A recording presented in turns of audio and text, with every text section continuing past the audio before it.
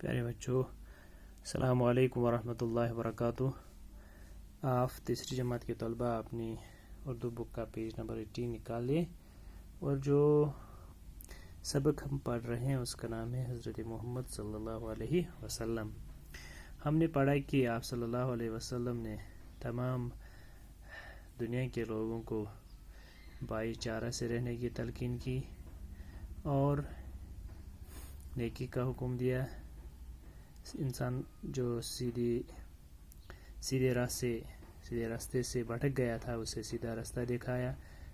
انسان جو بہت سارے خداؤں کی عبادت میں مشغول تھا اسے ایک اللہ کی عبادت کرنے کا حکم دیا۔ تو اور یہ بھی بتایا کہ اللہ کے نزدیک تمام انسان برابر ہے۔ عربی کو اجمی پہ فوقیت نہیں، اجمی کو عربی پہ فوقیت نہیں، کالے کو گورے پہ، گورے کو کالے پہ، ہر ایک انسان اللہ کے نزدیک برابر ہے۔ تو یہاں تک ہم نے کل پڑھا تھا، تو آپ یہاں سے میں پڑھوں گا اور آپ بھی میرے ساتھ دہرائیے۔ اچھا انسان وہی ہے جس کے اخلاق اور اعمال اچھے ہوں۔ آپ صلی اللہ علیہ وسلم نے ہمیں صاف ستھرا رہنے کی تاکید کی ہے۔ ضعیفوں، کمزوروں اور بے سہاروں کی مدد کرنا، یتیموں کی دلجوئی کرنا، بڑوں کی عزت کرنا اور چھوٹوں کے ساتھ شفقت کے ساتھ پیش آنا آپ صلی اللہ علیہ وسلم کی خاص تعلیمات ہیں۔ آپ صلی اللہ علیہ وسلم تمام کائنات کے لیے اللہ کی رحمت ہیں۔ ٹھیک ہے، تو کل ہم نے پڑھا تھا کہ آپ صلی اللہ علیہ وسلم نے یہ فرمایا کہ اللہ کے سامنے سبھی لوگ برابر ہیں۔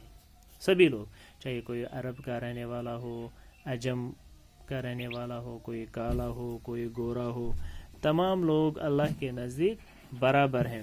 تو اچھا، اب اللہ کے نزدیک، اللہ کی نظروں میں سب سے اچھا انسان کون ہے؟ اچھا انسان وہی ہے جس کے اخلاق اور اعمال اچھے ہوں، جس کا اخلاق اچھا ہو، جس کے اعمال اچھے ہوں۔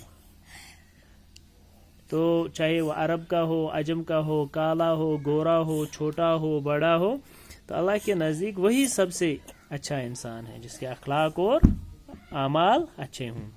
آپ صلی اللہ علیہ وسلم نے ہمیں صاف ستھرا رہنے کی تاکید کی ہے۔ آپ صلی اللہ علیہ وسلم نے یہ بھی بتایا، ہمیں فرمایا کہ الطہور شطر الایمان، کہ صفائی ستھرائی جو ہے یہ ایمان، یہ آدھا ایمان ہے، ایمان کا حصہ ہے۔ تو ہمیں صاف ستھرا رہنے کی تلقین کی۔ اس کے علاوہ آپ ضعیفوں، کمزوروں اور بے بس سہاروں کی مدد کرنا، ضعیف کمزور لوگوں کی، ضعیفوں کی، معاشرے میں جو بہت ہی کمزور اور ناتواں لوگ ہوتے ہیں، جو بے سہارا ہوتے ہیں، ان کی مدد کرنا۔ آپ صلی اللہ علیہ وسلم نے ہمیں حکم دیا ہے کہ ان کی مدد کیا کریں۔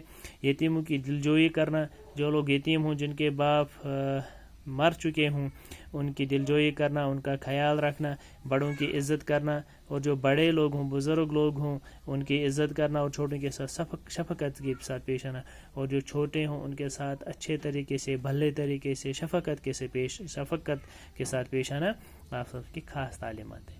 یہ آپ صلی اللہ علیہ وسلم کی خاص تعلیمات ہیں کہ کمزوروں کے ساتھ، یتیموں کے ساتھ، ناداروں کے ساتھ، بے سہاروں کے ساتھ، غریبوں کے ساتھ، یتیموں کے ساتھ، ان کے ساتھ نہایت ہی اچھے طریقے سے پیش آنا، ان کی امداد کرنا، ہر طریقے سے بڑوں کی عزت کرنا، چھوٹوں کے ساتھ شفقت کے ساتھ پیش آنا، یہ آپ صلی اللہ علیہ وسلم کی خاص تعلیمات ہیں۔ آپ صلی اللہ علیہ وسلم تمام کائنات کے لیے اللہ کی رحمت ہے۔ تو آپ صلی اللہ علیہ وسلم کو اللہ تعالیٰ کی رحمت، اللہ تعالیٰ نے اس کے آپ صلی اللہ علیہ وسلم کے متعلق یہ بھی فرمایا ہے کہ وما ارسلناک الا رحمۃ للعالمین، ہم نے آپ صلی اللہ علیہ وسلم کو تمام کائنات کے لیے، تمام عالمین کے لیے، جن و انس کے لیے ہم نے آپ صلی اللہ علیہ وسلم کو رحمت بنا کر بھیجا ہے۔